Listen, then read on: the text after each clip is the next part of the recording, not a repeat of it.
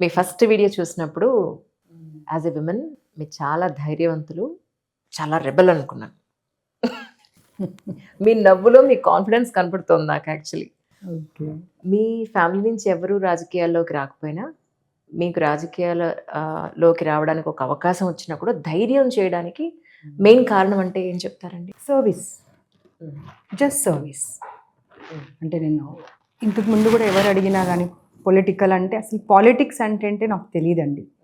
For me politics అంటే service.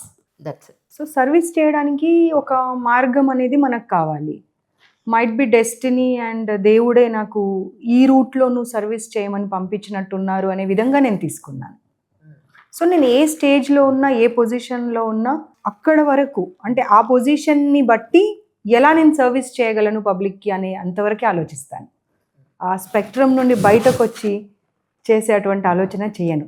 ఆ పొజిషన్లో ఉన్నప్పుడు ఎంతవరకు అంటే ఎవరు ఊహించలేనంతగా చేసి వదిలి వెళ్ళాలి అంతవరకే ఆలోచిస్తాను.